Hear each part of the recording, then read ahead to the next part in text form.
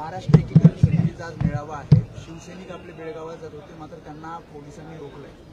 आपल्याला माहिती आहे, आज शिवसेना उद्धव बाळासाहेब ठाकरे या पक्षाने सकाळी जे स्पीकरची निवड होती त्याच्यावर बहिष्कार टाकलेला आहे आणि मंत्र्यांचा परिचय ह्याच्यावर देखील बहिष्कार टाकलेला आहे. खरं म्हणजे मंत्र्यांचा परिचय हा सगळ्यांना चांगलाच आहे. किती वॉशिंग मशीनमधून कोण कोण आलेलं आहे, कोण कसं सुरतेला पळालं होतं, गुवाहाटीला पळालं होतं, हे सगळं आम्हाला माहिती आहे.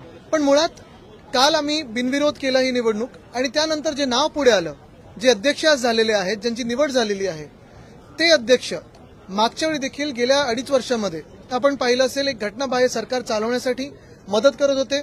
त्याच अध्यक्षांनी लवाद म्हणून जो निकाल दिला, मग शिवसेना फोडण्याचा असेल किंवा राष्ट्रवादी काँग्रेस फोडण्याचा असेल, हा अन्याय, ही जखम ही ताजी आहे आणि आमची हीच माफक अपेक्षा आहे की पुढच्या 5 वर्षांमध्ये त्यांच्या अध्यक्षतेखाली असा पुन्हा अन्याय होणार नाही, ही आमची अपेक्षा आहे. त्यांच्याकडून गॅरंटी मिळणं गरजेचं आहे की जो अन्याय, जे काही संविधानाचा अपमान गेल्या 2.5 वर्षात त्यांनी केला लवाद म्हणून, तो पुन्हा होणार नाही.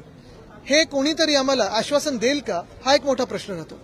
तसंच आपण पाहताय जो आनंद सोहळा किंवा कौतुक सोहळा चाललाय आत, त्या कौतुक सोहळ्यात ठीक आहे, स्वतःचं कौतुक करू शकतात, इतर नेते गटनेते देखील अध्यक्षांचं कौतुक करतील.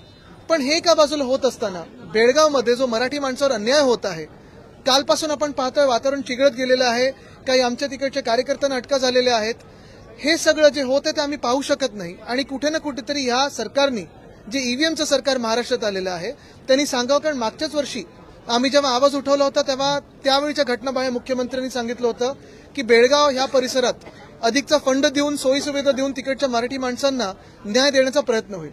पण अजून ते कुठपर्यंत न्याय देऊ शकलेले आहेत? जो काही अन्याय होता तो रोखू शकतात का? केंद्रात जे भाजपचं सरकार आहे ते केंद्रशासित बेळगावला करणार का? हा आज महत्वाचा प्रश्न आहे. त्याचं देखील उत्तर मिळणं गरजेचं आहे. त्यांचं म्हणणं की ते काँग्रेसचं सरकार असो ना, काँग्रेसचं सरकार असो किंवा भाजपचं सरकार असो, जेव्हा आम्ही भाजपसोबत होतो आणि तिथे भाजपचं सरकार होतं तेव्हा देखील आम्ही त्यांच्या विरोधात बोललो होतो. आणि आज जरी काँग्रेसचं सरकार असेल, सरकार कोणाचंही असलं तरी आम्ही मराठी माणसाच्या सोबत राहू, अन्याय हा सहन करणार नाही, ही ठाम भूमिका आमची आहे.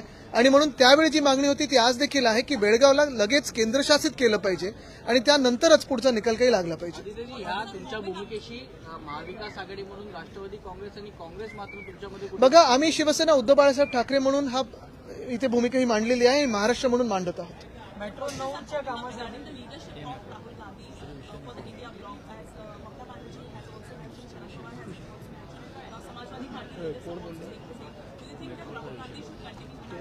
Look, I don't think that is a question relevant right now. Which is very important is what is happening in Belgaum is very important for us. The atrocities and injustice being meted out on the Marathi population there is absolutely intolerable and we will not tolerate that.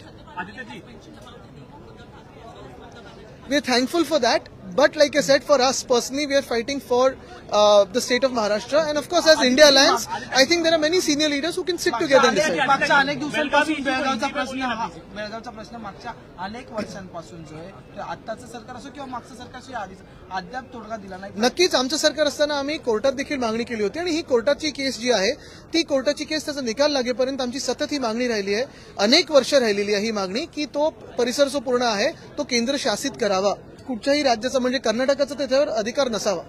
समाजवादी पक्षाला काल तुम्ही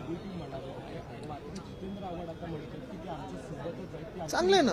आमची भूमिका एक आहे, कारण आमच्यामध्ये तुम्ही पाहिलं असेल, भाईकळत असेल किंवा आमच्या उत्तर पश्चिमच्या सीटमध्ये पण कोणी कोणाच्या ईडीच्या भीतीमुळे वगैरे काम नाही केले, स्पष्ट आहे. म्हणून आमची भूमिका स्पष्ट आहे. आणि एक मिनिट, मी हे परत एकदा सांगतो, अखिलेशजींची जी सभा आहे ती आमच्यासोबत इंडिया आघाडीमध्ये आणि तिथे चांगलं काम करतात.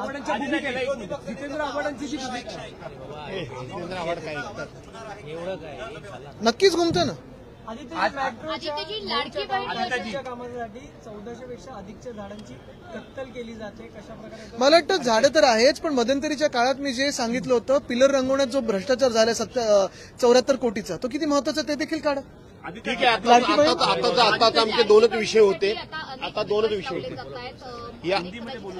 हेच मी सांगतोय, लाडकी बहीण असेल किंवा हे जे सगळे खोटे वादे त्यांनी केले होते, तसंच महाराष्ट्रातला मराठी माणूस लाडका आहे की नाही सरकारचा, हा एक मोठा प्रश्न आहे. बेळगाव मधला जो आपला मराठी माणूस आहे तो या सरकारला लाडका आहे की नाही, हे उत्तर मला वाटतं ह्या सरकारने द्यावं. कारण लाडकी बहीणचा विषय असेल, सोयाबीनचा विषय असेल, हे महत्वाचे आहेत आणि आम्ही अधिवेशनात घेऊ, रस्त्यावर आंदोलनं करूच. पण आज जे आंदोलन चिघळलेलं आहे त्याच्यावर ह्या सरकारने उत्तर देणं गरजेचं आहे आणि मला वाटतं ह्या सरकारने, ह्या मुख्यमंत्री महोदयांनी केंद्र शासनात किंवा प्रधानमंत्री महोदयांना सांगावं आणि तातडीने तिकडचा जो सर्व परिसर आहे तो केंद्र शासित करून घ्यावा. मुंबई खड्डेमुक्त करण्यासाठी दोन विषय आमचे बेळगाव. महत्त्वाचे होते. बेळगाव आज शिवसेना उद्धव बाळासाहेब ठाकरे पार्टी ने बॉयकॉट किया है. आज के जो प्रोसीजर है उस पर प्रोसीडिंग्स को बॉयकॉट इसलिए किया है क्योंकि दो चीजें हैं. पहली तो जो स्पीकर की इलेक्शन हुई अनअपोज हमने कर दी थी कल. एक प्रथा है, परंपरा है, उसे उसका रिस्पेक्ट करके उसका एक मान सम्मान रख के हमने वो अनअपोज कर दी थी. लेकिन जब अनअपोज हुई तो जो नाम सामने आया वो राहुल नार्वेकर जी का था. पिछले 2.5 साल में उनके साथ जो एक्सपीरियंस है, जो उन्होंने बाई पार्टीजनशिप फॉलो करनी थी वो की नहीं, उन्होंने पार्टीजन पॉलिटिक्स किया. ट्राइब्यूनल के हिसाब से उन्होंने जो अन्याय किया हम पे, वो अन्याय रिपीट नहीं होगा, इसकी गारंटी हमें चाहिए. वो गारंटी के लिए हम आज बॉयकॉट कर रहे हैं. दूसरी बात जो है, अंदर आप देखें हाउस में तो एक सेलिब्रेशन चल रहा है. सेलिब्रेशन का माहौल क्रिएट करने की कोशिश कर रहे हैं, तैयार करने की कोशिश कर रहे हैं. सेलिब्रेशन तो कहीं दिख रहा नहीं है जनता में, क्योंकि ये सरकार जो है ईवीएम की सरकार है.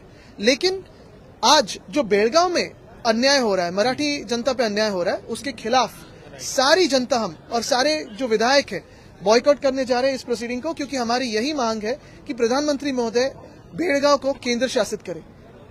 आदित्यजी, मुंबई खड्डेमुक्त अरे करण्यासाठी बाबा 6,000